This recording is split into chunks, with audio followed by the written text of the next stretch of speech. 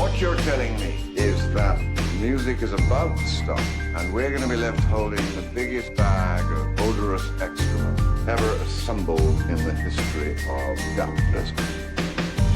1974, 1987, 92, 97, 2000, and whatever we want to call this. It's all just the same thing over and over. We can't help ourselves. I say when we sell. Hey, I say when we sell. All right, we got an electric episode for you today with Mel Mattison. This is going to be one of the most bullish conversations you hear this year, especially headed into 2026. Sentiment online is very poor right now, but Mel, I promise, delivered. You've probably heard him on other podcasts, but you're going to get fresh perspectives from him today, especially everything happening in markets right now. Mel makes the case that we're in one of the best buying windows for Bitcoin since April, with Bitcoin sitting at the bottom of multi-year channel that has historically preceded major upside moves. He breaks down why liquidity is about to flip from one of the tightest stretches in years to a full surge as QT ends, government reopens, and fiscal flows turn back on. We also get into the parallels to the 1950s, a decade that delivered the strongest asset returns in modern U.S. history, and the rare fiscal surplus liquidity squeeze we just lived through. And Mel lays out an under-the-radar structural window around 2027 where AI, entitlement, funding, and political liquidity collide, and why this still leaves a full year at least of upside before any of those risks start to matter. So if you're looking for a podcast to bull you up, fire you up, Mel delivered. I hope you enjoy this one. All right, we're back. It's the last trade. We got an electric episode for you this week. I'm not just saying that as well. We got Mel Mattison on the last trade. Mel's also wearing green. We did not coordinate this, but I can't help but notice all of us are got some green on for today's episode of The Last Trade. Mel is a writer, investor, founder, and fintech executive. And maybe you've come across him on X, and if you haven't already, you should definitely follow him there and check out his book, Quoz. Brian was just fawning over this genre that Mel has published. The untapped genre of crypto, finance, sci-fi, dystopia. There's a lot there. Yeah. So next episode, we already decided Mel's going to come back on the show some point next year. We'll talk about the book. But Mel, great to see you. How are you doing today? I'm doing great, and really appreciate you guys having me, and looking forward to our conversation. I think it's a interesting time to be on. Some things are at some critical points as we speak.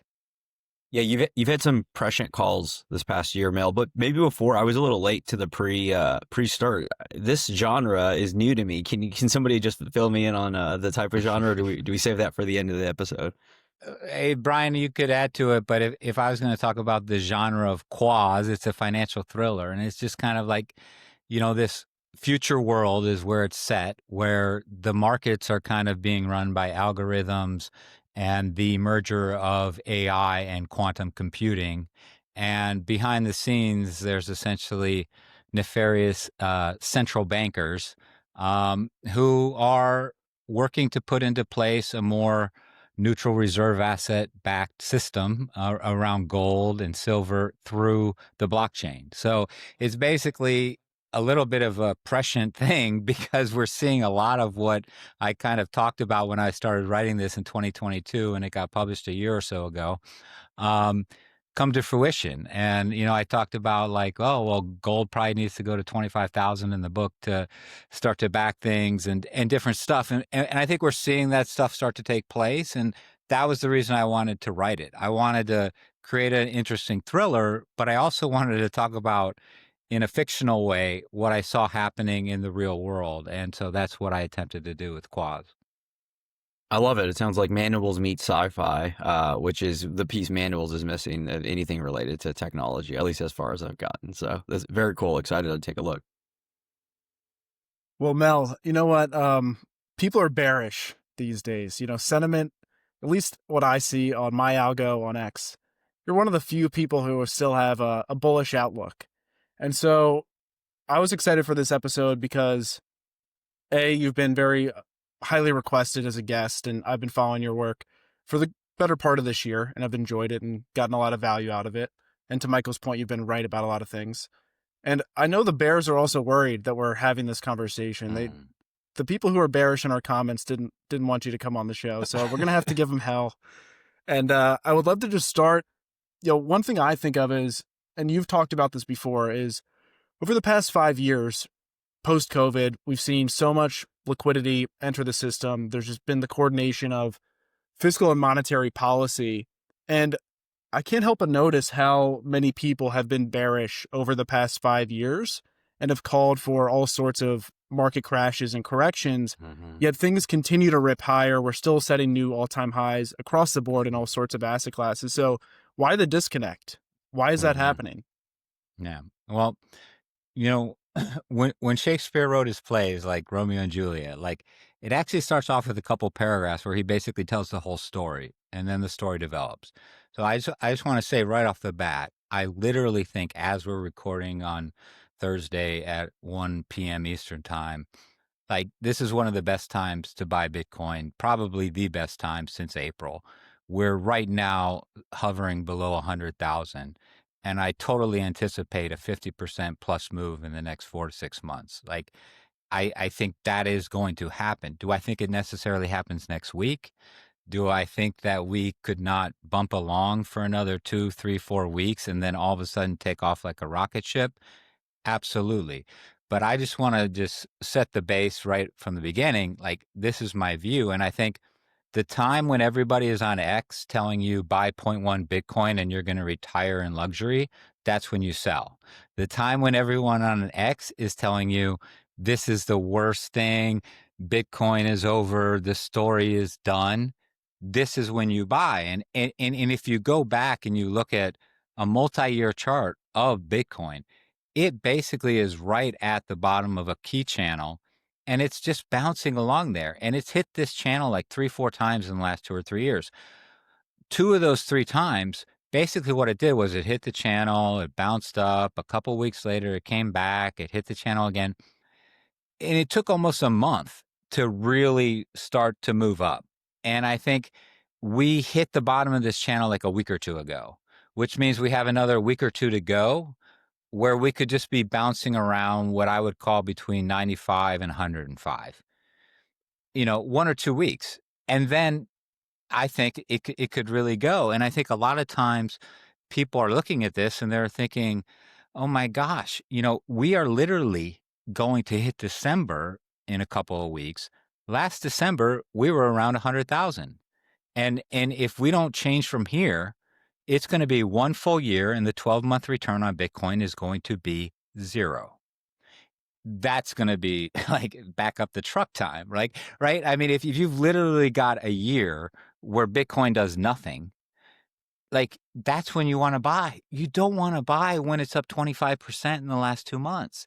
And so many people, whether you look at Google searches or whatever, and they're like into crypto and financial advisors, they're thinking, oh, the time to get into Bitcoin is like, oh, this has all these tailwinds and this is going great and everything. So I just wanted to set that stage of where my mindset is that we're in a trough period. And the last time we had one of these was in April, and it was an excellent time. And we've had other ones in the last few years. And I just think, yeah, are we going to be at 140 next month? Maybe. But what I do feel confident is that we're going to be between 125 and 150 within the next 3 to 4 months. And so what I would say is have me back on in 3 months. Let's call it February.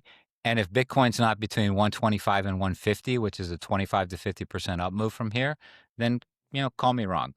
So let me get back to your question. I think a lot of the markets right now, what they're doing is they're really digesting a lot of liquidity dislocation, if you want to call it that. So a lot of people have been talking about the standard repo facility, SRF, SOFR rates spiking.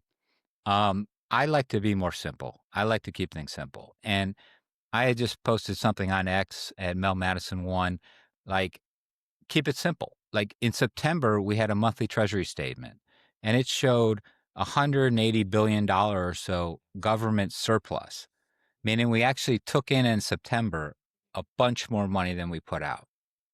Now, this is an accounting identity. Fiscal surpluses equal private sector deficits. fiscal deficits equal private sector surpluses. So if we're running a fiscal sector surplus, we're going to have a private sector deficit. And what I believe Bitcoin is the best asset in the world at is sniffing out liquidity. And we had huge liquidity. Not only did we run a surplus, a fiscal surplus in September, but then we shut the government down in October. So what my point was on X is this is the driest period I have seen in years for fiscal liquidity into the system. And that had we not established the SRF, the facility to essentially, backstop the repo market post Silicon Valley, is that we would have probably had a crisis. But the Federal Reserve was able to come in, provide liquidity, backstop a crisis, and we're bumping along. And in 1 or 2 weeks, I think, because it does take a little time for things to move through the system, once all the government checks start going out, once everything comes back in, we're going to have a flush of liquidity, and that's going to move financial assets up. And the best asset for that is Bitcoin. So that's basically my fundamental thesis of where Bitcoin's at. It's been struggling in the last 2 months because of the sucking sound of fiscal surpluses, government shutdowns. That's going to flip, and we're going to start to see the reverse happen. Well said. I was just going to put maybe a finer point on a couple things, and I want to get your thoughts on the other variables in my mind, because I think there's a few things going on. The first is a lot of market participants, people who already own Bitcoin, are still anchoring to the 4-year cycle thinking. And I would say that that's just ill-advised given the onset of ETFs and a different market structure, a different cohort of people bidding Bitcoin effectively, a whole new cohorts of demand that I think people aren't recognizing that, for on one hand, the halving just has less of an impact over time. But two, it's really an artifact of just people's cyclical thinking that, what was true is going to continue to be true in the future. And then the other component too is everything you just described from a liquidity perspective, I think is spot on. But if we zoom out, like the liquidity picture is very different than other sort of ends of cycles, if you will. So like historically, Bitcoin 4-year cycles have lined up somewhat with liquidity cycles, the business cycle. And I think this is the first time where those things are actually moving in opposite directions, i.e. the last sort of Bitcoin top 4 years ago, we were entering the fastest tightening cycle on record. And now we're cutting rates. And as you mentioned, liquidity is headed in the other direction. So how do you square those two factors, the anchoring bias to these 4-year cycles, and then just a different liquidity picture in the context of that timing? Yeah. I mean, the liquidity picture is totally different. In fact, the PBOC, the People's Bank of China, now has a larger balance sheet than the Federal Reserve. So, wrap that around your head, right? Like we've done so much QT, it's ridiculous. The fact that Bitcoin and the markets have done what they have done. So, post-COVID, we approached $9 trillion on Federal Reserve balance sheet. We're now around 6. That's a $3 trillion reduction in the balance sheet. People have talked about, China's going to sell their treasuries. That's going to collapse. China has never owned much more, and they own a lot less than $1 trillion right now. Like, what has happened in the last year or two is greater than if China and Japan together decided to sell all of their treasuries in the market by the Federal Reserve. And guess what they announced last meeting? They're done. Not only are they done, they're going to start buying. So this is huge. This is the bottom of the liquidity cycle right now, like today, like with the government shutdown ending last night and when Trump signed the bill at 10 p.m. And then we have literally the Federal Reserve saying December 1st, they're ending QT. Then they've also admitted that they want to keep up with expansion of the balance sheet more or less in line with nominal GDP growth. We have gone from a massive decline. And then you also have the PBOC, the People's Bank of China, continuing to increase their balance sheet. And they're now slightly above the Federal Reserve as far as assets. So we've got central banks that are just sucking up bonds, gold, dollars, everything. And this is actually what has to happen because of the situation that the world is in, which is essentially a sovereign debt crisis. And this is the backstop. This is the story. This is the big narrative between gold and Bitcoin. And things can fluctuate and everything else can change and there can be high points and low points. But the big story that's not changing is that sovereign governments are in over their heads. They're simply in over their heads, and there's no way to get out of it other than for the central banks to begin to absorb this. Then what do you do? Okay, what is inflation? Milton Friedman said, inflation is always and everywhere a monetary phenomenon. More or less defined, inflation is when you have the same amount of money chasing a greater amount of goods. How do you alleviate inflation other than, balance sheet triage?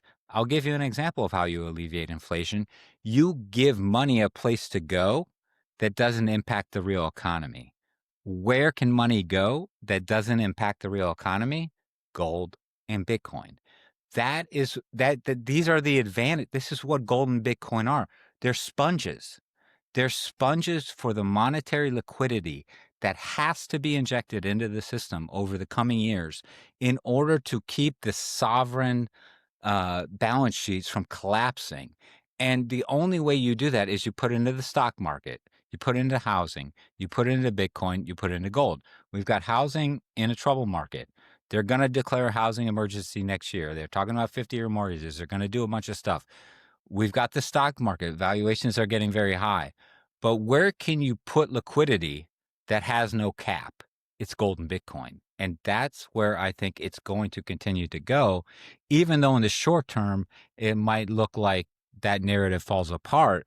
I think that's actually just fluctuations. And I honestly believe that the fact that we ran an almost $200 billion surplus last month, then we closed the government, that put a huge strain on things, and that the liquidity gates are starting to get open, and that's going to send, Bitcoin off to the races. And I think gold's been sniffing it out too, and that's why it's gone up a couple $100 in the last 2 days. It's really well put, Mel. Maybe to go just a little bit further on that, in the sense of what you articulated, Luke Gromen does very well as well when it comes to oil trading pairs with gold and how different economies naturally need that to offset any kind of dollar inflation, because a lot of these countries are holding, fiats or treasuries. How do you see Bitcoin playing into that in the United States in particular? Because I think it's well understood that at least in the East, gold is playing a big role strategically from individuals all the way to the sovereigns. Do you see on the horizon where the U.S. government is thinking about Bitcoin in that lens as a potential wild card, or is it still too early in your mind? Well, I think in a way, it's a little bit of the enemy is my friend. And I think that what China has been doing is been absorbing gold. In my book, Quoz, actually the beginning of it is, it's kind of ridiculous because China declares like they have 2,900 tons of gold, which is ridiculous. So the United States is, according to official figures, the largest holder of gold in the world, over 8,000 metric tons, which more or less equates to 260 million ounces. Okay. So if you look at Germany has high amounts, different things. I mentioned these things in the beginning of Quoz. China supposedly has 2,300 metric tons of gold. It's absolutely ridiculous. Number one, I point out in the beginning of Quoz that China has actually overtaken South Africa as the world's largest producer of gold. They do not allow gold to be exported. And then they have this Shanghai exchange, which just funnels gold into the system. And that a lot of people that are kind of like gold bug conspiracy theory guys, they think that China actually holds over 30,000 tons of gold compared to our 8,000. Okay. And then if you actually look at India, which is part of the BRICS consortium, although the Indian government, I don't think has a huge amount, they have a large amount. India, the main way of preserving wealth on the subcontinent has been gold and silver for centuries. And if you add the personal holdings of gold and silver in India, you also get close to 30,000 metric tons. So China and India hold gold and silver. So wouldn't it make sense for them to want gold and silver to be the basis of a system? And a lot of people say, well, no, why would they want it to be the basis of a system? Because the United States has 8,000 metric tons and we're the biggest holder. No, we're not. China and India have much more gold as nations than we do in the United States. That's why they want gold to be the new basis of the system. So they're working to create gold as the basis of the system. Bitcoin offers a counterbalance to say, yes, gold does offer that. It's a neutral reserve asset. This is what Keynes talked about in 1944 when Bretton Woods started off, and he created and talked about what he called the Bancor, which was, we need to figure out a way for nations to trade. Luke Groman, who you mentioned, he talks about, you want to even out China's trade surplus with the rest of the world, just make gold $25,000 an ounce, bam, it's even. So gold, this is the thing that a lot of people like me who have been holders of gold and silver for decades have always realized, that this 1971 post-Bretton Woods fiat world was always destined to be a flash in the pan. It was never going to work because you cannot have just one nation say, oh, we can print money and everybody takes it and we're going to do it. Like, eventually people are going to wise up. It worked for a while. It worked during the unipolar moment. It made sense. It had its time, but it will be looked at in economic history as a flash in the pan of like, wow, there was actually like a 40, 50-year period where money wasn't backed by anything real. And people are going to come back and say, money has to be backed by something real, because if it's not, then politicians can just decide willy-nilly whatever money is worth. They can devalue, they can do whatever. And that's not going to work in an international system, which is ruthless, cutthroat. As John Mearsheimer says, it's it's anarchic. There's nobody in control. Like, you need to have something physical, something limited to control it. And Bitcoin being digitally limited or gold being physically limited, they can serve that function. And eventually they're going to come back to the center of the system. And it's going to be a gold Bitcoin based monetary system, because a fiat based system is, like, on its face doomed for failure. It just simply is. And we're seeing it play out.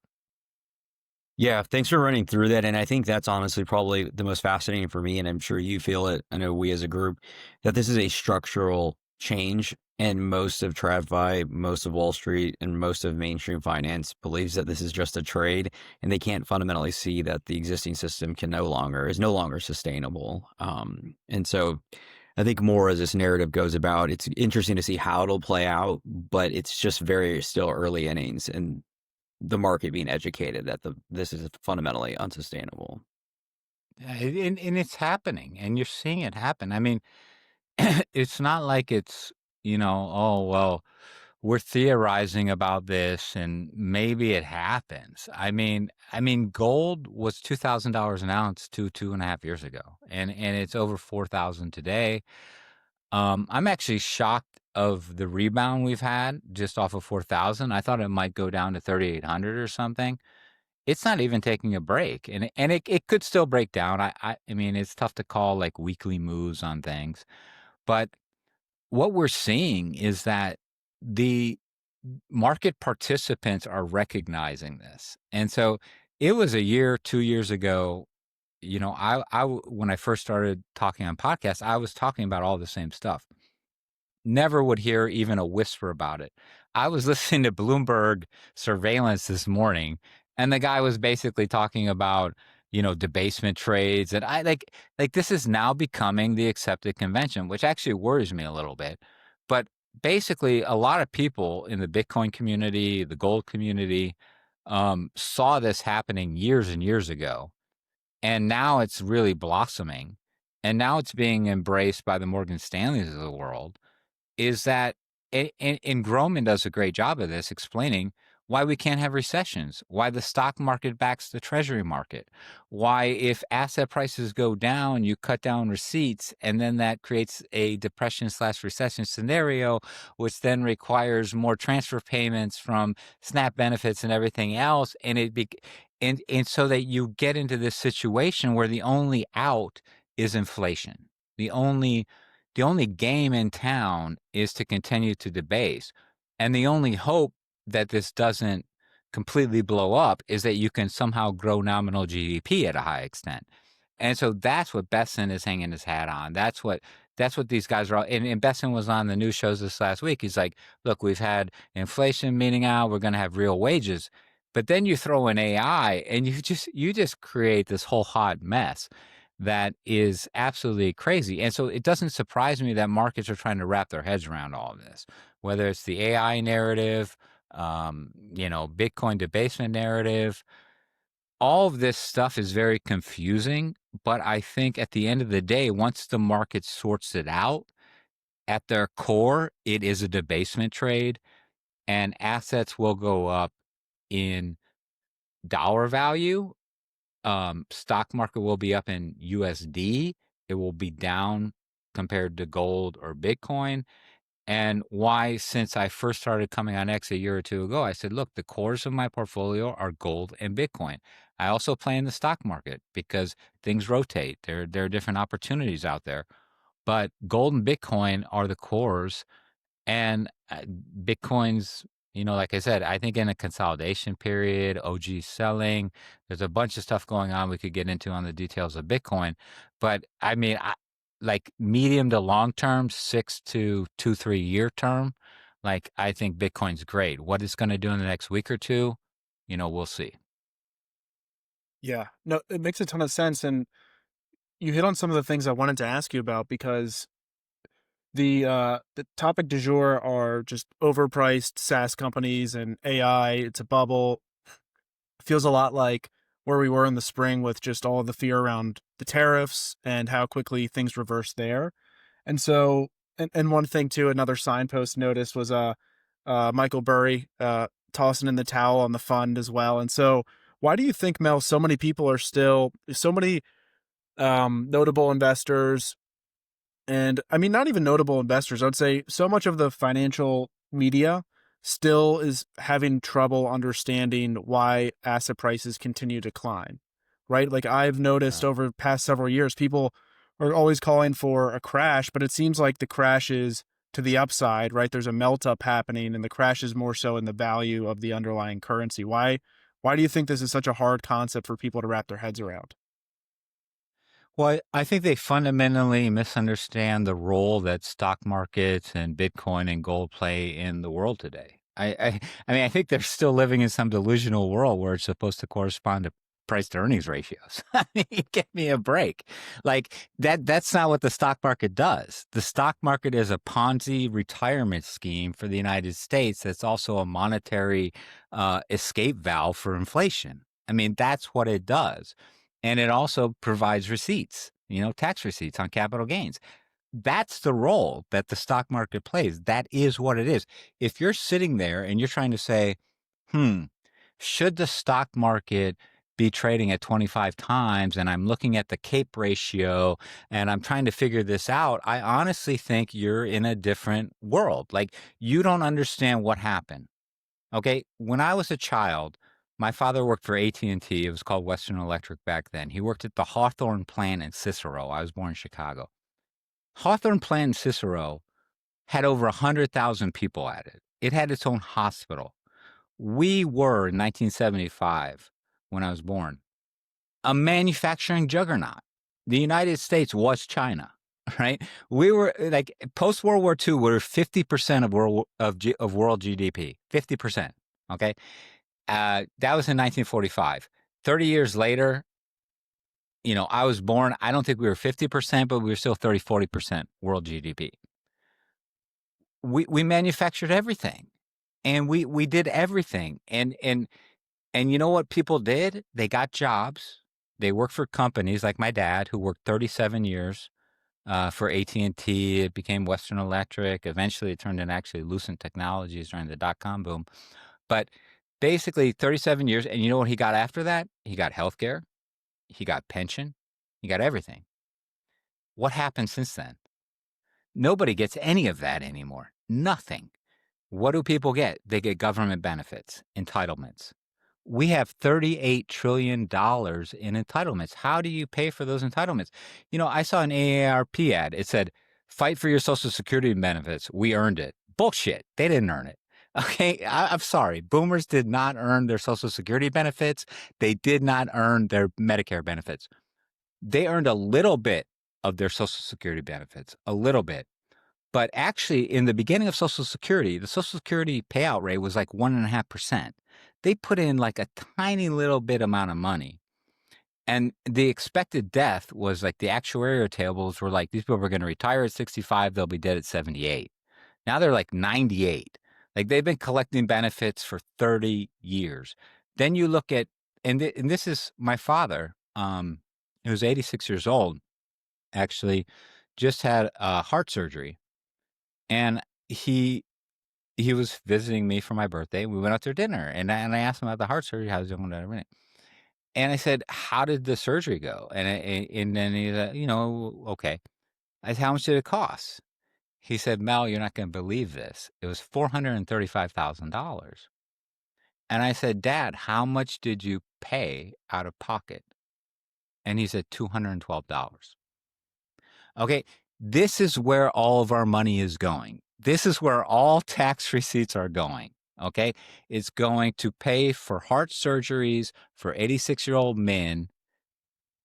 And they deserve it. I'm not saying that they should take that away from my dad and that shouldn't happen. But what I'm saying is we've gotten ourselves into this position. Okay. We've gotten ourselves into this position. And this is why one sector I've never recommended all year, even though it's been doing well lately, is healthcare. Because I think if the government really wants to attack this problem, they have to attack the healthcare industry. And so regardless of what happens on the charts, I'm not going to buy into healthcare because that is where most of the receipts and all of the government spending is going. And if they're ever going to attack it, you know, they've got to go there. But this is just the way that it works. And so what the stock market does is it provides this opportunity to provide wealth. The wealth gets multiplied. The wealth gets dispersed. Boomers can give money to their children to buy homes. And this creates a K-shaped economy. It's very bifurcated. I'm not arguing against that. I'm saying that is what it does, but it perpetuates the system. If you collapse the stock market, you collapse tax receipts, you collapse essentially the world's pension system. Like the world collapses. And that's why we haven't had a prolonged and sustained downturn in stocks. And that's why everybody right now is of the opinion, buy the dips. When it comes to holding Bitcoin securely, peace of mind starts with architecture. Onramp's multi-institution custody distributes control across 3 independent regulated key holders in a 2 of 3 quorum. No single point of failure, no pooled or omnibus exposure, segregated client-titled vaults. You retain full legal ownership while Onramp coordinates security, compliance, and operational workflows behind the scenes. It's strength of many delivered through the simplicity of one. Multi-institution custody is the foundation for everything we build. Sound infrastructure that distributes counterparty risk and provides fault-tolerant resilience with clear audits and institutional controls. And now Onramp is piloting flat, predictable pricing, making best-in-class Bitcoin custody and financial services more accessible now than ever. Onramp, strength in many, simplicity in one. To learn more, check out onrampbitcoin.com. I mean, there's so many directions we could go in, and go back to one of the original points you made just right there about the price to earnings ratios. One way I think about it too is that people are just going to be willing to pay more for a stock because the currency is being devalued at a more rapid rate. And I think that's just a fundamental thing that people are having to move further out in the risk curve, right? You see that with institutional investors who still, many of those pension schemes are still quite underfunded despite having to go into private equity, having to have exposure to real assets because what has worked 30 or 40 years ago no longer works today. And I mean, to your point as well, we're seeing this in the housing market, which I don't know. I mean, my opinion is everything goes up. I don't know. At least where I live in the Philadelphia area, there hasn't been any sort of slowdown at all in housing prices, despite things being so stretched. And I'd be curious just to get your thoughts on, in terms of outlook, how do things continue to rally from here? Just like from a liquidity perspective, from the fiscal and monetary things lining up, to your point, like QT ending. And how does that work out in terms of just like the younger generations? I think of like people younger than me, Gen Z, Gen Alpha, they're entering a workforce that is, well, funny enough, the job numbers for October are just miraculously gone, despite October being the most amount of layoffs since 2003. Just, oh, we don't have those numbers anymore, but that's convenient. So what do you think, just in terms of your financial background, what kind of advice do you have for younger investors or younger professionals to try to get ahead in a world where the labor market is fundamentally changing, where homes are unaffordable for most, where they're buying into equity prices that are just incredibly high? What are your thoughts there? Yeah, I mean, and I don't know what's going to happen. I mean, we had the government shutdown in, the markets aren't doing well today. I mean, like, could we go down 5%? I mean, literally, we hit an all-time record high on the Dow yesterday at 48,000. We got within 1% of a new all-time high in the S&P. Like, if we go down 4%, like, there will be people flipping out. They'll be like, "Oh my God, the S&P is down 300 points." It's like, well, we're up like 3,000 in the last, since April. Like, it. I wrote on the X post, I had something like talking, I said, patience grasshopper. Like, and I think Bitcoiners need to understand this too. Like, this whole idea, and I used to see tweets a few months ago, I don't see them much anymore, of own 0.1 Bitcoin and you'll retire in luxury. Like, people need to recognize like what the reality of the situation is. Like, 8, 9, 10% annual returns are great. There are certain times where you get 15, 20% returns. I'm working on a little article, kind of comparing the 1950s to the current situation. A lot of people don't recognize that the 1990s and 1920s were not anywhere close to what happened in the 1950s. Okay, we had over 20% average annualized total return on the S&P 500 during the entire decade of the 1950s. So you also get a lot of people out there who are like, oh, people are getting used to 20% returns. That can't happen for a prolonged period. Bullshit. It happened from 1950 to 1959 every single year. Now, there was like an up 45% year. There was a down year. But if you look at the entire decade of the 1950s, there was a 10-year period where for the average of that entire 10-year period, the S&P went up over 20%, okay? So it is possible to have the S&P go up 20% every year over a 10-year period when you smooth it all out. I also think that the 1950s are very familiar to what we're going through right now. So in the beginning of the 1950s, there was massive inflation. At one point, there was over 21% annualized inflation. This happened because of massive spending. The World War II price controls came off. We were still massively spending to fight the Korean War, 50-52. And in 1951, we hit 21% annualized inflation, much higher than the 1980s, much higher than we just hit. So let's recenter here, okay? You can have a decade that has high inflation, and then let's look at what else was going on in the 1950s. Massive government spending on infrastructure build out, right? That was when we built the Eisenhower U.S. interstate system. We spent a lot of money on that because we needed it. We also built airports. We built roads. We basically had the government very involved because what the government recognized was that between 40 and 45, and then 50 and 52, which is the Korean War, we were plowing so much money into foreign activities that if the government didn't plow money into the economy, it was going to collapse. And so we plowed it in the 50s, and we had an amazing decade. Another thing about the 1950s that I think people completely misunderstand is they think it was a time of like economic equality or things were good.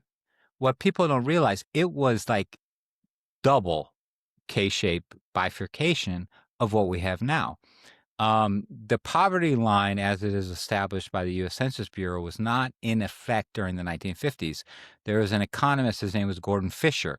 He went back and he looked how many Americans lived below the poverty line during the 1950s. It was 25%. Right now it's 10.2. Okay, so in the 1950s, a quarter of Americans were basically living in poverty. Why don't you hear about it? Because they were Black, because they were Hispanic, because we were living in a racially segregated society. So we had a permanent underclass, but it was an extremely bifurcated, K-shaped economy during the 1950s. Everybody wants to look at happy days. Oh, wow, everybody's doing great. Yeah, all the white people were doing great. But guess what? 25% of the American population was not. So we're actually less bifurcated now. Not only that, Eisenhower instigated a huge, guess what, mass deportation program because after the wars, there were too many immigrants. And I apologize for saying this, but this was the name of the program, Operation Wetback. This was, people can look it up on Wikipedia. This was the 1950s massive multi-million person mass deportation program during the 1950s called Operation Wetback, where they basically went out and any foreigners they took out of the country. Okay, so guess what did the S&P do? Best decade ever, over 20%. Okay, so people that want to say we've got a bifurcated economy, we've got mass deportations, all this stuff, guess what? We had all of that in the 1950s, and it was the best decade ever. So I'm not saying, like, let's go back and Operation Wetback was a good idea. What I'm saying is that there are a lot of people that are on a very far left political persuasion, whether it's on Bloomberg or different channels. They're looking at this market. They keep wanting it to fail. They keep wanting to say, this is going to collapse, and here's why. Tariffs are going to explode. Cutting down on illegal immigration is going to collapse growth. They want to keep putting those points out, but history just doesn't say that that's right. It says actually the opposite. It says if you look at the most, what I would say, best analog period to the 2020s is the 1950s. Huge infrastructure builds, mass deportations. Basically there were yield curve control was still going on in the 1950s, price controls. I mean, all of that stuff is going on, and the S&P went up 20+% on average every single year. I appreciate you sharing that because I never had that contextualized, but it makes sense based on what you said. Like, everything is relative, and I kind of tend to think of like societies in like these 100-year periods is in fractals, like expanding out when we think about like power influence, in the sense of like, 500 to 1,000 years ago, what was the debasement level versus it was 500 years, or the amount of information or ability, like all the things that we have today. So relative to the past 10 years, specifically in the West and US, it looks, there's this like pessimistic view, but when you look back at history, the K shape was double what it was today. No, it is. And I've looked at that. I've looked at what was medieval Europe, like wealth dispersion. I've done like AI searches and research on, and we're tons ahead of it. We're tons ahead of where we were in the 50s. This is actually one of the least K-shaped economies we've ever had. We just had a little bit of an aberrational period in the 1980s and 90s where it wasn't this K-shaped. But relative to most of human history, we're in the least K-shaped economy we have ever had. Yeah, exactly right. And this is something that I've instinctually been like noodling on, because we had Zuby on a few weeks ago and we were talking about like relative to the US, this is actually a pretty prosperous time for a lot of different countries and individuals, because you're ultimately taking the internet coupled with AI, coupled with, you can buy a sliver of Bitcoin, maybe gold in the future, but definitely Bitcoin from a smartphone, and get access to money that cannot be debased. That was never the case in human history, specifically a bank account. And so the other angle is what you're saying about the fiscal dominance of the U.S. Well, we could still parlay that into growth, to your point, and I think this is something that Groman also talks about, is that we will have a manufacturing boom. The bondholders will get shaken out of their real wealth or real value savings, but that's just what has to happen. But we can play that into basically a growth trend in the U.S. moving forward, and I don't think that theme is discussed even on the right side or the people on Twitter. It's all doom and gloom versus there is a real opportunity to get out of this, and relative to previous time periods, we're in pretty good shape. Yeah, I think it's all bullshit, doom and gloom, to be honest with you. Like, there's this whole thing about China. Okay, like, this is one of my biggest. I love Luke Groman. He is one of the best analyzers of like major macro trends there is out there. But he leans, in my opinion, too much towards China. Like he kind of thinks like, oh, well, look, he's got a great point. Okay, China did create a stranglehold on rare earths. Okay, we're going to address that. We're going to address that. We also have ways to pinch China in the meantime, and people don't want to admit that. Like, let me tell you something about China. Like, that whole economy, everything is built upon exports. And you know what happens when the U.S. exports get closed? They start flooding other economies. And you know what happens if you flood Europe? Like, all of a sudden that shuts down the German economy. And China's going to be shut off. And guess what happens if the whole world says, guess what, China, we don't want all your cheap exports. Then all of a sudden these people get put out of jobs. Then guess what happens? Xi Jinping's power gets threatened. So people that want to think that China just has us behind the 8-ball and there's nothing we can do about it, and they're just the masters of the universe. They've got this 40 chess, laser focus, and no, it's not like that. And you know what? People that also want to think the United States is the best, rah rah, United States, we can never defeat it. Guess what? They're wrong too. We are in a massive adversarial competition, just as we were in the 1950s and 1960s with the Soviet Union. This is another comparison to the 1950s. A lot of people said, oh, DeepSeek was a Sputnik moment. Well, guess when that happened? 1950s. Look, we have been here before, which is the West is in a position where there's essentially half of the world that is saying, look, we don't necessarily want to play along to your rules and all this stuff. We've been there before. We were there for most of my life. Like I said in the earlier show, I was born in 1975. It wasn't until 1990 when we finally, threw off the Soviet Union. I mean, this is what happens. Like, this is the way it works. What the United States needs to do is just get its act together. And these politicians are not helping themselves, to be honest with you. So, but I do think at the end of the day, the foreign establishment, the blob, whatever, they're starting to coalesce around a single view. And this is why I've said this before. I don't think it matters if AOC or Vance gets elected in 2028. I think the same things are going to happen. What's going to happen is the United States needs to become more sovereign. We need to create our own rare earth minerals. We need to fabricate our own chips. These things that are being put in place right now by the Trump administration, just like the Trump tariffs in 2018 were not, thrown away with by Biden. These things are not going away. Like again, Groman says it great. He says in 2010, China basically weaponized rare earths against Japan. Like, anybody in the U.S. should have recognized we could be weaponized rare earths and magnets and all this stuff. Either we didn't recognize it or we thought they wouldn't do it. I think at this point we're recognizing we need independence, and we're going to get it. In the meantime, could things be choppy? China's got some leverage over us. Oh, for certain. But at the end of the day, if the world broke into two systems, a BRICS system and a United States Western-led system, I don't think that's necessarily a bad thing. I grew up in a world where there were two systems, USSR and a Soviet system and a Western. And guess what? Everybody did okay. Like we don't need the world to operate under one global system for everybody to do okay. We could have a Western European, U.S., Japan, South Korea, Australia system, and China can go ahead and have, Africa and Brazil and India, and they can go do their own thing. I mean, that's fine. I mean, for decades that happened, and there's no problem. So all these people that are worried about BRICS and there's going to be a separate system, I would just say, why do you think a separate system is necessarily bad?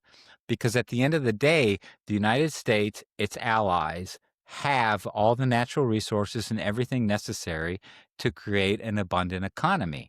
And if we just say South Korea, Australia, United States, Western Europe, we're going to create an abundant economy, and whatever Brazil and China and India want to do, great. That doesn't mean there's going to be a collapse of Western civilization. Here's what keeps Bitcoiners awake.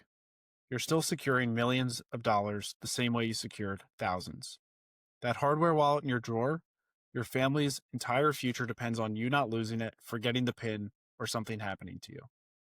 Onramp's multi-institution custody removes that burden. 3 independent institutions hold your keys, no single point of failure, no seed phrases to protect, no explaining complex recovery processes to your spouse. And now we're offering flat tier pricing. One predictable monthly fee starting at $250, whether Bitcoin is at 100K or 500K. Plus, with Onramp IRAs, you get the same institutional security with tax advantage growth. This is how smart investors protect generational wealth without the weight on their shoulders. There's strength in many.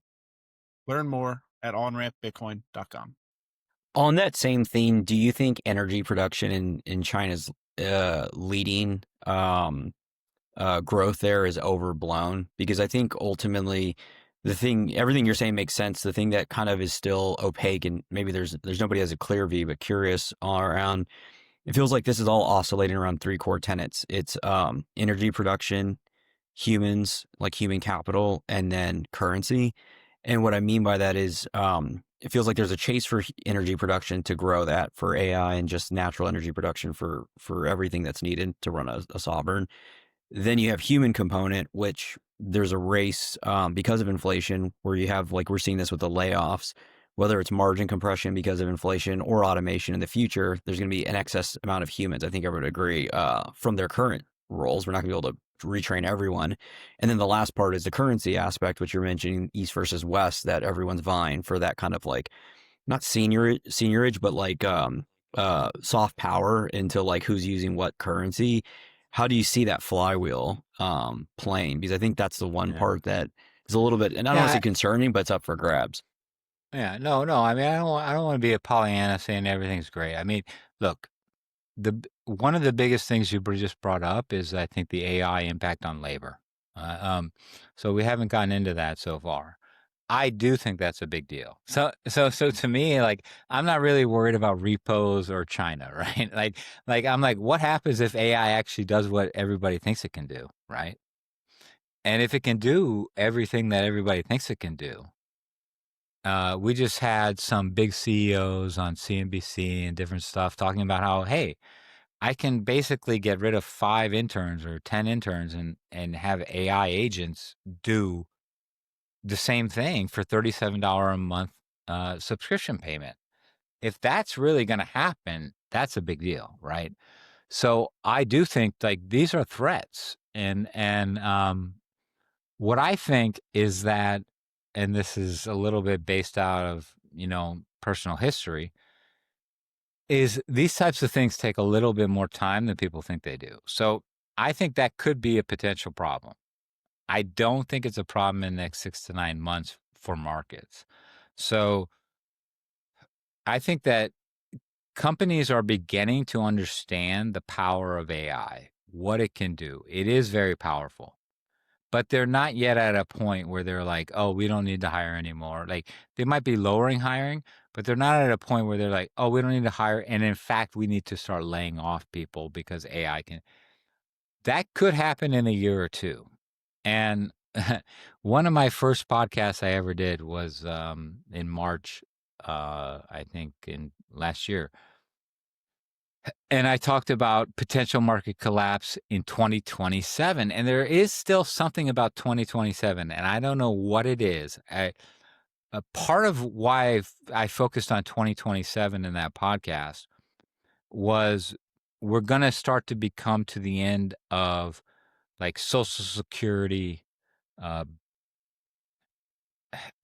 the Social Security entitlement fund is going to run out. Okay.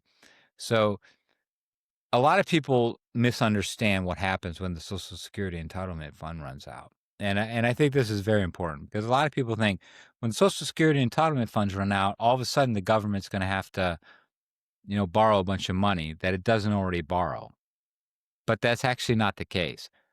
Every dollar, because the Social Security, every month, more money is paid out in Social Security than is actually in the system. How does the government handle that? What they do is they go into the Social Security Trust Fund, and this is like my financial plumbing analysis, which I love to do. They go into the Social Security Trust Fund and they pull out these special treasury bonds that are only issued to the Social Security Administration.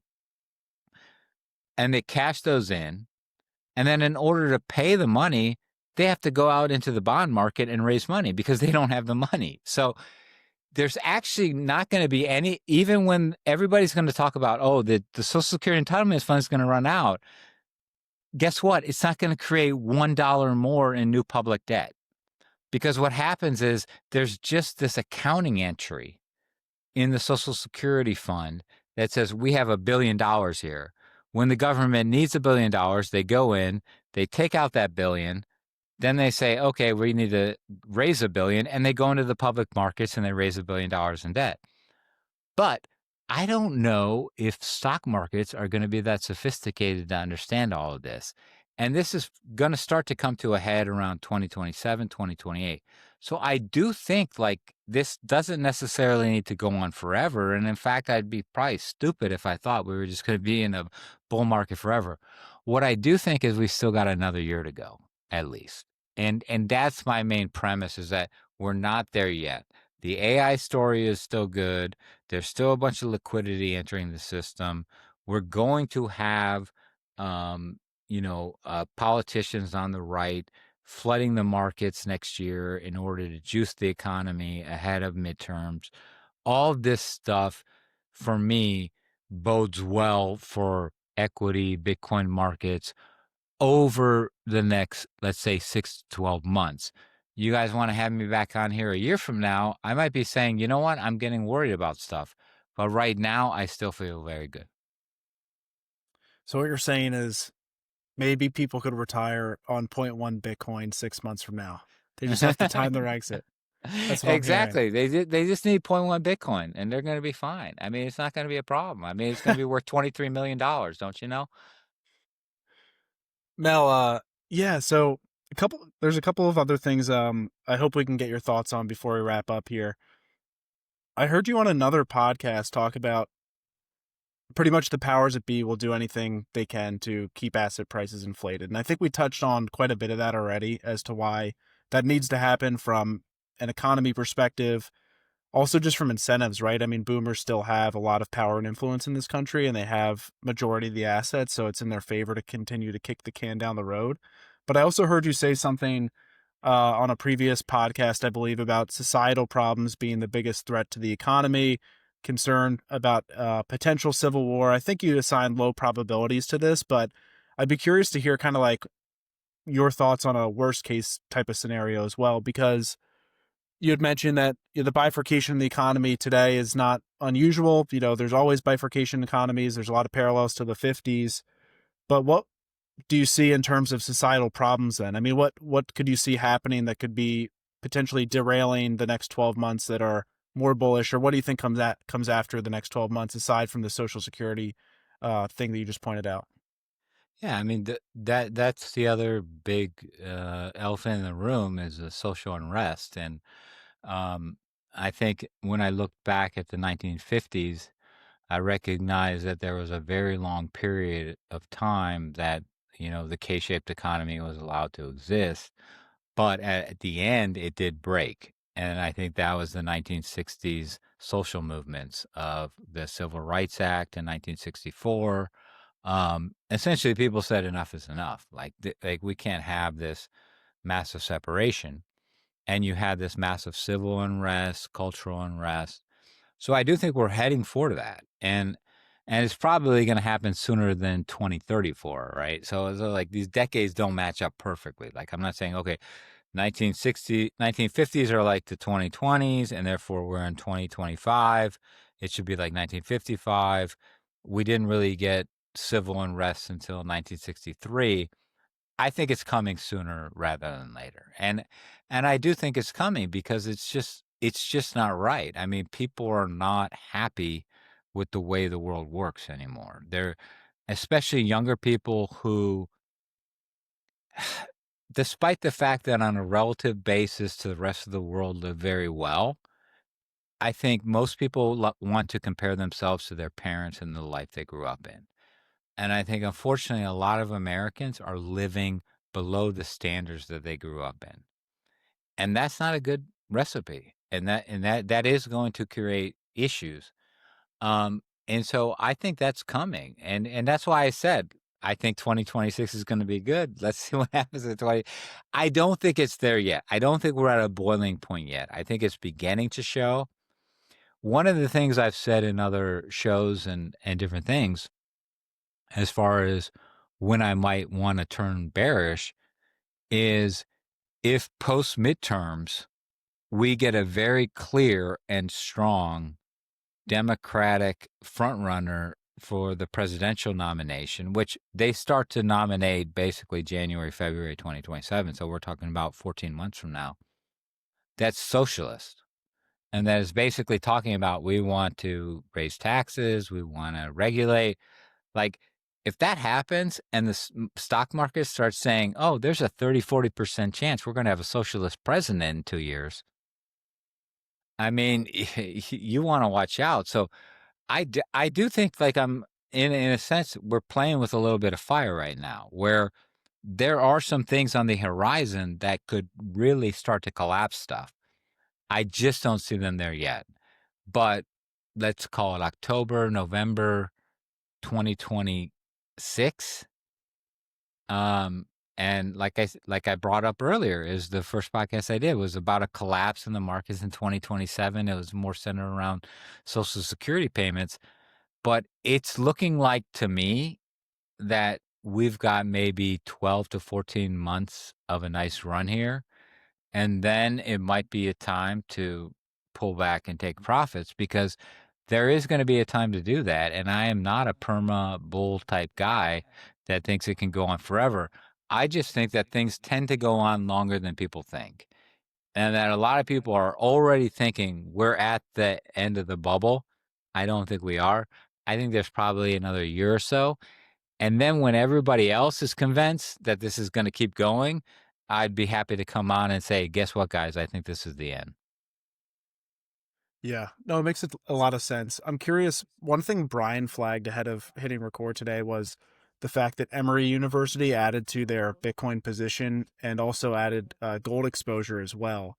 And so I'm curious, Mel, just given your background as well, having a career in the traditional finance space and Wall Street, what do you think about just institutional allocation to these two asset classes? Because they historically have been very much under-owned. I don't think gold's really been an institutional asset. It's been kind of a barbell. It's been at the sovereign level and it's been at the retail level, but it's typically not owned or very underallocated in traditional portfolios. And then Bitcoin, as we all know, really hasn't had any sort of institutional interest for a number of reasons until the past 2 years or so. So I'm curious, just in terms of these larger pools of capital getting involved, how does that play into just the broader thesis that you've shared in terms of your next 12 to 24 month outlook? Yeah, I mean, I think that's what's happening. I think okay, so if you're an OG and somehow you had 1,000 Bitcoin that you bought at like $200 a coin, I mean, how could you get rid of a lot of them before now? You couldn't. You'd collapse the market. This is the first opportunity, and people are looking at that. And I don't know who these guys are. I wish I would have been one of them. I remember driving down a bridge from my townhome in Fremont neighborhood of Seattle down to downtown Seattle when I worked at Russell Investments in 2012, and I was listening to an NPR, story about Bitcoin. And I went in and I tried to buy it. And this is before Coinbase. I couldn't figure out a way to buy it. And I was trying to like download a browser because they said you need to download this, Silk Road browser and all that. I was doing all this stuff trying to buy Bitcoin in like 2012. I really was. And by the way, I mean, like, I'm a guy, and I always do this on my podcast because I like to put my microphone on one of my 1,000-ounce bars of silver, or 100-ounce. It's a 100-ounce bar, which I paid like, I don't know, $1,200 for. Now it's worth like $5,000. But what I say is like patience grasshopper, right? like I paid like $1,200 for that, but that was like 20 years ago. Like, don't get too crazy about Bitcoin. Like I say, don't think that it's going to go to 2 million next year. It's just not. I think Bitcoin is going to be the best performing asset over the next 10 years compared to gold, the stock market, everything. But I don't think that it's going to go up 80% every year. I just don't think that's going to happen. And I think people need to get that. One of the most unpopular things I've ever said on Twitter was I posted a tweet of Sam Bankman-Fried, Bernie Sanders, and Michael Saylor. Like, I don't like Monster. I don't like it. I've never liked it. When Monster peaked last year, I said, you know what? It's a great trade. Short Monster, buy Bitcoin. I don't like these treasury companies. I don't understand them. Call me crazy. I don't understand them. Michael Saylor is a great salesman. I'm sure he's probably a good guy. He's probably done more for Bitcoin than anybody, but I'm also worried he's going to, eventually tank this whole thing, because that whole Monster thing is ridiculous to me. Like, how in the world does it make sense that you buy a bunch of Bitcoin and then your stock price should be worth 2x the amount of Bitcoin you hold? Mel, you're really going to get Michael fired up here. And before you do, I was just thinking back in 2012, if you had purchased some of that Bitcoin, how many financial thrillers you would have had published by now. Yeah, there was a lot. I don't want to create trouble here, but I'm sorry. I just don't understand these treasury companies. I don't understand how you buy an asset, put it on your balance sheet, and then somehow you should be worth more than the assets on your balance. I don't get it. Well, there's a few things, Mel. I was looking for a few things to chat about, going down your Twitter, and congrats on the Marines 250-year anniversary, because that makes a lot more sense. You're a former Marine, you have common sense, because that's what's lacking, and most people fundamentally think that these treasury companies have some value above one, and they just never have. So you agree, Michael? You're not? Oh, of course. No. We've been yelling at the market. I thought you were going to come at me for saying this. We've been talking about this for what seems like over a year now. No, I think it's ridiculous. It's a scam. He's a Barnum and Bailey salesman. He's a joke. Yeah, I didn't realize that I never heard it called Monster, so I was confused when you started mentioning it, but that's a great whatever they name call for it. I don't know. MSTR. But is your computer on a 100-ounce gold bar? Is the first thing I was just wondering. No, but I do have another like 10-ounce Australian coin and other coins, and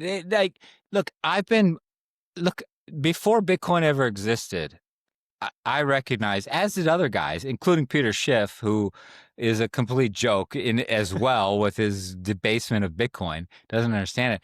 But look, I understand Peter Schiff, because I was one of these guys like 20 years ago. I'm like, this fiat thing is a joke. This is ridiculous. How in the world can the world just live off of money printed by the United States? It's like, this is crazy. It's never going to last. You got to own something. And what have people owned? They've owned gold. They've owned silver. So I started buying gold and silver in 2005, 20 years ago. And I tried to buy Bitcoin. And then what happened is I got sucked into the TradFi bullshit. I was a Duke MBA. I ran a broker deal. I ran 3 broker dealers, a CEO of FINRA. I was like, I'm not going to buy this shit at 2,000. Forget about it. And then it would go to 4,000. And then 5,000. I'd be like, oh my gosh, this is crazy. I finally bought my first Bitcoin at 11,000. So I wasn't that late, right, but it took me time. I should have bought my first Bitcoin at 200, but it took me to 11,000. And then I finally bought my first Bitcoin, and I've held on to it, and I've held on, and I've bought more and everything. And then I also have gold and I have silver. And anybody that follows me on Twitter, on X, and Mel Mattison 1, they'll know I say there are two anchors to my portfolio, gold and Bitcoin. Then what I do is I have a satellite portfolio of stocks because there are opportunities in equity markets. So there are things like a Robinhood or a SoFi or different things that can go up 4 or 5x in a 2-3 year period. And so I look to those to be basically juice. But to me, the core of anybody's portfolio should be gold, Bitcoin, silver. Yeah.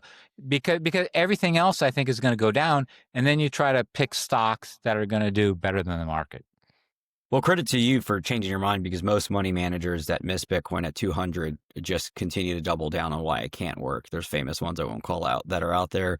But that leads me to a question that I think you're probably one of the few individuals that would be tempered enough to answer this in an objective way. Is how do you effectively see over the next, call it 2 to 10, and I know this is a fool's errand, but I'm going to ask you to play it either way, is gold and Bitcoin playing alongside themselves? Because as you start going further and further understanding what you're describing, we work in this industry, you start to realize how individuals all the way institutions navigate this. And there's a notion on Twitter and in the Bitcoin camp that Bitcoin is obviously, I don't want to say obviously, but is a more perfected version of gold in the sense that it's finite and you can really transport it, where gold, has these flaws.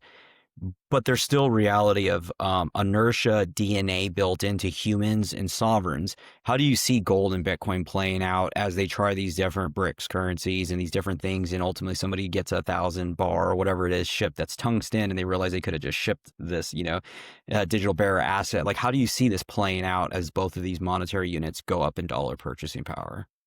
They both have their positives and negatives. I mean, if you don't see that, then you're just a fool, basically. Like, if anybody's like, oh, gold has no positives over Bitcoin.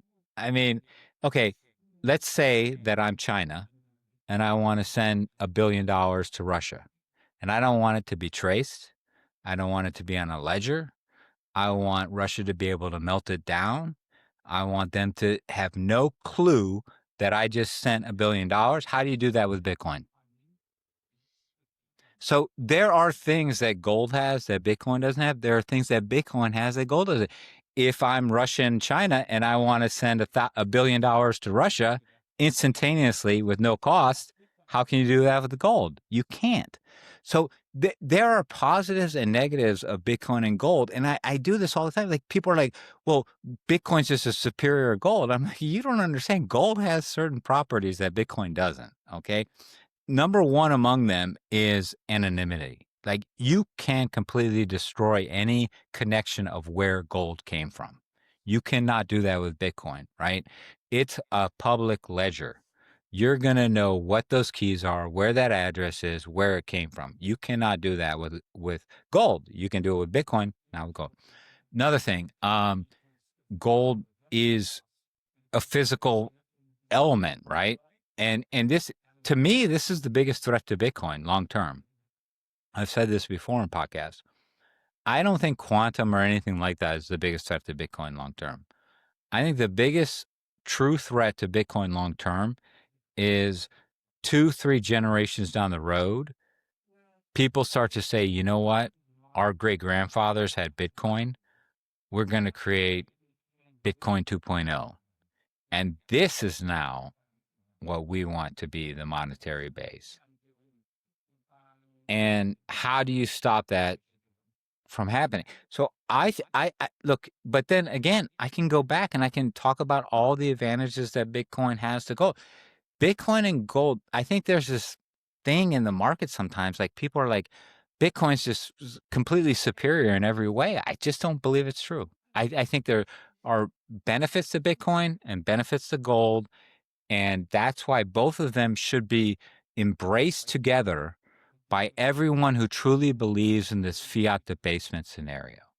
And that this whole argument between Bitcoin and gold, I honestly, I don't understand it. I don't think it makes sense. I think that it's misplaced. And I think that both of them have their own elements that are positive and negative. Gold has certain things it can do, Bitcoin can't do, and vice versa. Well, Mel, you also have to understand that a lot of people in the Bitcoin space think that all asset classes just go to like their utility value, and everyone just only holds Bitcoin. So there's a lot of pretty delusional Well, takes in this that's an space. important point, Jackson. I would like to bring that up because I did think about this ahead of time, okay? Because there's been a lot of talk on the internet in the last year about the hurdle rate. New hurdle rate is Bitcoin, okay? If we go 2 or 3 weeks and Bitcoin's still where it's at, guess what the hurdle rate is for the last year? 0. Okay, so here's my point. Bitcoiners need to grow up, okay? Bitcoin is not, you're not going to retire off of 0.1 Bitcoin. Bitcoin's not going to 23 million. Don't tell me that. Come on. Bitcoin's not going to go to 20 million in the next 2 years.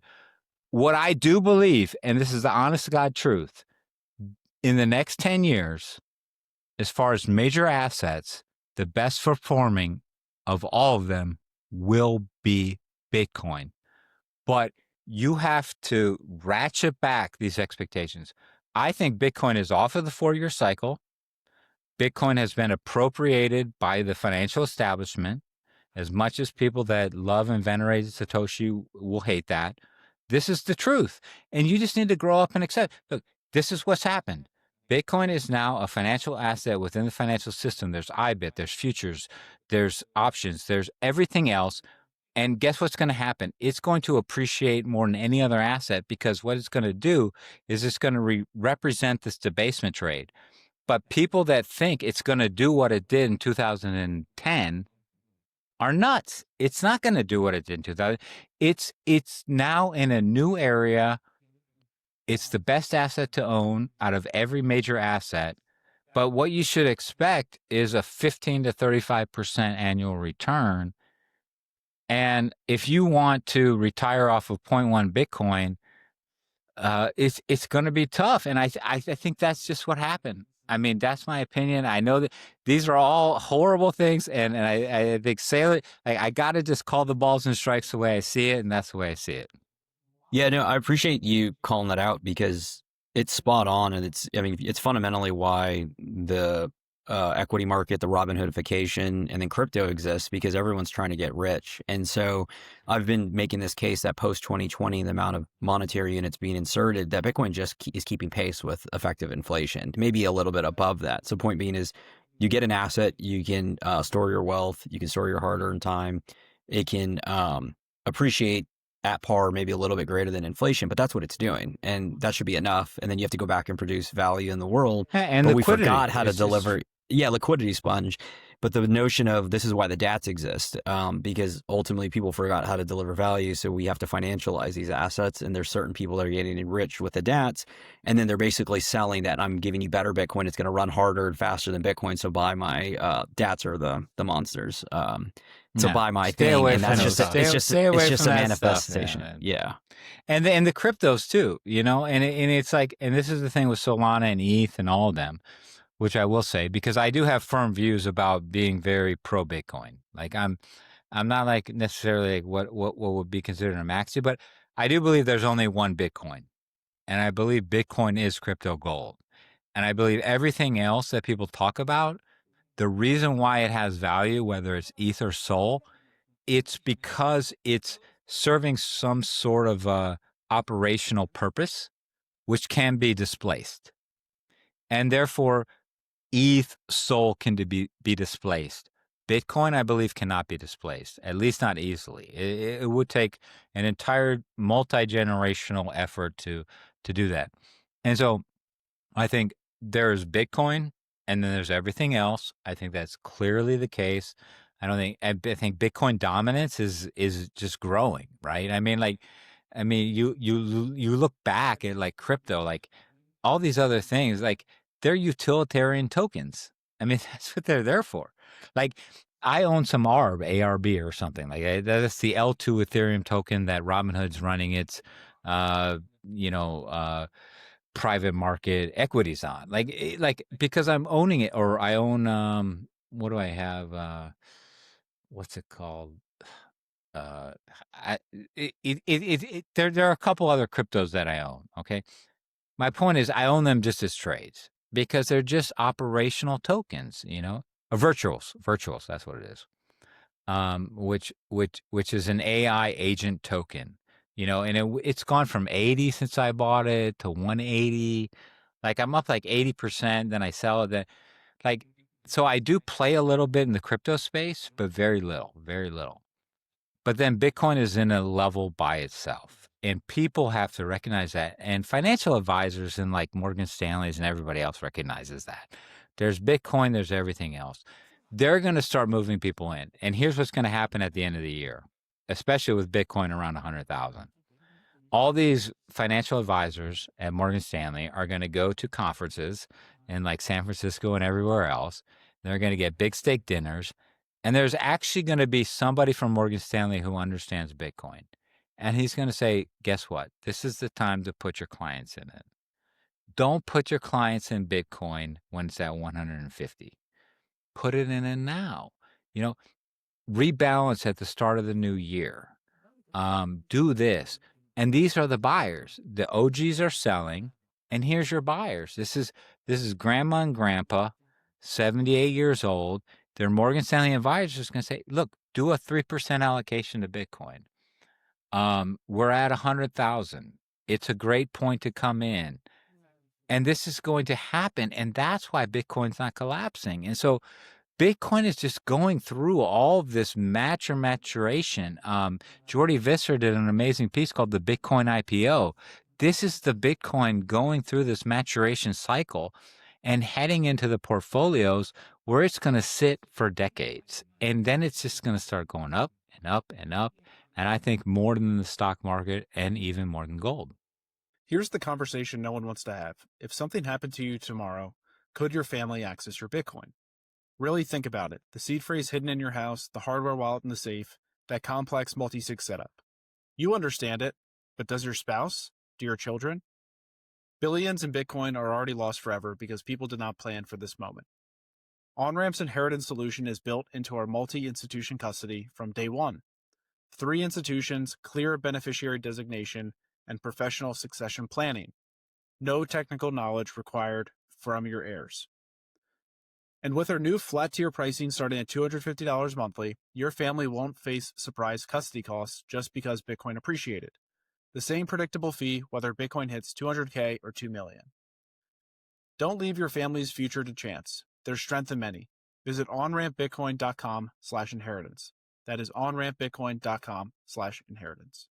I'm really glad we're maybe ending here because I wanted you touched on this early about Bitcoin sitting basically flat for a year and why that is so bullish. And I know this is oversimplifying, but it's worth saying that obviously when the price goes up, there's more buyers and sellers, down more sellers and buyers. But when it's flat, doesn't mean nobody's selling or buying. It means it's transferring hands. And that's effectively been happening the past year. And the other thing that's worth calling out, because it's a very big deal, is everything that came out the past 2 days from Square and Blocks and a lot of the infrastructure that's coming around from like payments and things that will happen around Bitcoin. The reason why I call that out is because that's happening across the world and specifically the US. When you think about Morgan Stanley, Charles Schwab, Fidelity, like there's so much fundamentals that have been added to the network in the past 12 months that the price is flat, but there's plumbing that's happening that the market doesn't fully appreciate. And so to your point, it's just preparing us for what's coming next, which is just doesn't get widely discussed enough. Yeah, this is stuff people don't understand. Hash rates, plumbing, all this. People don't understand what Bitcoin has that nobody else has. So they're like, oh, well, Bitcoin's just a coin and anybody can create it. No. You don't understand what makes Bitcoin Bitcoin. I mean, Bitcoin is Bitcoin because of the owners, the holders, the people that have the hash machines at their bedsides, the network. I mean, this is not easily replaced. It's not easily duplicated. It's unique, and that's why I've been going on podcasts for over a year and a half. I have never advocated one single cryptocurrency except for Bitcoin. Bitcoin is unique. Bitcoin is gold. Bitcoin is something that is just you can't replace it, and that's just the way that it is. And I'm never going to be convinced that it's a great idea to just sell my Bitcoin. Like I'm gonna go in there because it's at 95,000 and sell it. No, I'm convinced that it's going to be at 150,000 by the end of February. Come have me back in here because I honestly think these charts are shaping up. And here's what's going to drive it.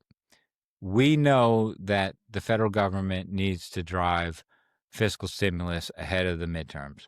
We also know that last year in January, Trump gave Bessent the mandate, come up with a sovereign wealth fund by the end of January.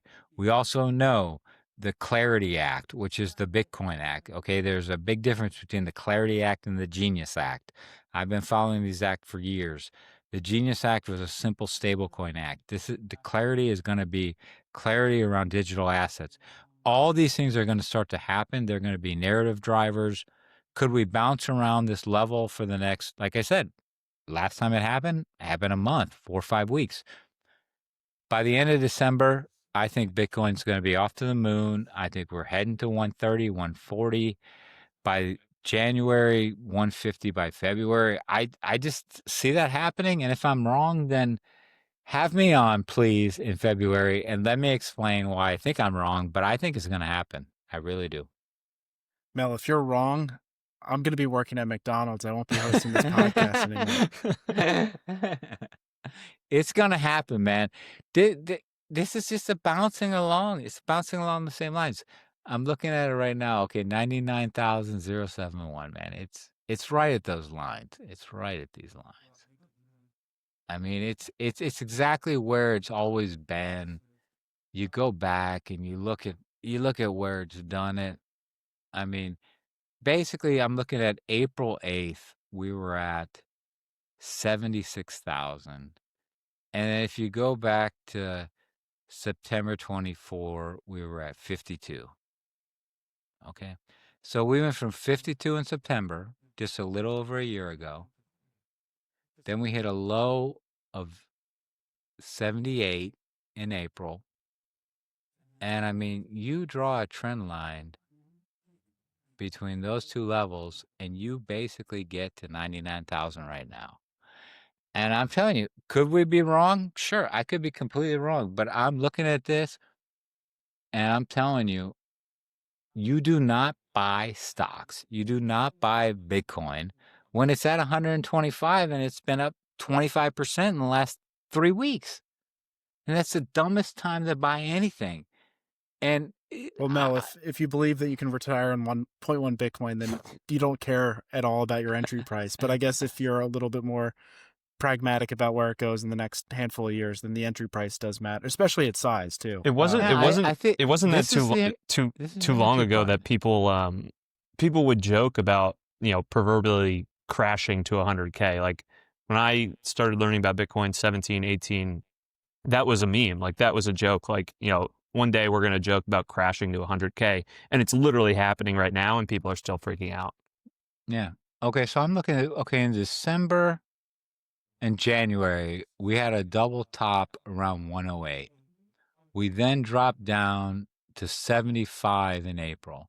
If you draw the trend line from September 24 to April this year up to now, I mean, you hit it exactly. And it's like, this is it. Like, when do you buy? You do not buy when everybody is telling you you can retire on 0.1 Bitcoin. You buy when you're hitting these bottom trend lines. You buy when everybody is telling you the Bitcoin story is over. You buy when everybody is saying the 4-year cycle is here, we're going to crash 80%. This is when you buy. Like this, I've been doing this a long time, and I'm just telling you, every time that something like this happens and like Bitcoin goes to like 125, I'll be out on X saying I'm selling my Bitcoin. It's done. Now I'm saying, look, I was early. Like a week ago, I was early. But I'll be honest with you, we first hit 100,000 on November 3rd. December last year. It's now November. It's now November 13th. Okay, so we've got 10 days where we've been here. When I go back and I look at where have we bounced from on this channel, there have been month-long bounces. So if we started at 11:10, then we're going to December. No, excuse me. If we started on 11, we're just going much higher. We're going to 12.3. Okay, we're going to 12.3. So what I'm saying is like between now and December 3rd, Could we bounce along this line? And that's the next 2 weeks. Sure. But every single time it hits this, it then goes up. And I just don't see a reason why it's not going to do that. And so that's why I said in an X post I just did today, next 1 to 2 weeks could be choppy. So expect chop the next 1 or 2 weeks. And what's going to happen is, as I said before, is fiscal surpluses are by definition private sector deficits, and vice versa, meaning fiscal deficits are private sector. The government is going to start injecting mass liquidity into the system in the next month or two. I mean, mass liquidity, like probably the likes of which we've never seen, because we had a $180 billion deficit in September. Now we got the end of the shutdown. I mean, these are just setting this whole thing up, and it's just like, this is when you buy. You don't buy when Bitcoin's 126 in January of last year. I mean, that's the stupidest time to buy, because everybody's telling you buy 0.1 Bitcoin and you can retire forever. So this is when you buy, when everybody's telling you Bitcoin's done. Love it. Love it. Well, Mel, you know what? We're going to certainly have you back on the podcast. Whether the price is in the gutter or we're on the moon early next year, you'll be back on. We may also do the book club. I'm certainly going to check it out if I get a little time to slow down around the holidays. So appreciate you joining the podcast. I knew it was going to be electric. I thought it was going to be a fun one, and it delivered. Where should people get in touch with you if they want to learn more? Yeah, come to Mel Mattison 1, MELMATTISON 1 on Twitter or X, and then melmattison.com. And I really appreciate you guys having me on. I really didn't mean to be too electric, but I just think this is the perfect time. I honestly think that since April, literally today, as we record this on 11/13, this is probably your best Bitcoin buying opportunity in 6 months. That's what we need to hear. Well, thanks, Mel. It was a pleasure. Appreciate it, Mel. This is fun. Thanks, Mel. Thanks for listening to this week's episode of the show. If you found the information valuable, please share the episode with a friend or leave a rating on your favorite podcast app. All the links we discussed in today's show will be in the show notes inside your podcast app. Before we finish, a quick reminder that Onramp Media is for informational and entertainment purposes only, and nothing should be construed as investment or legal advice. Regardless of where you are on your Bitcoin journey, we'd love to hear from you. Visit onrampbitcoin.com/contact to schedule a consultation with one of our private client advisors.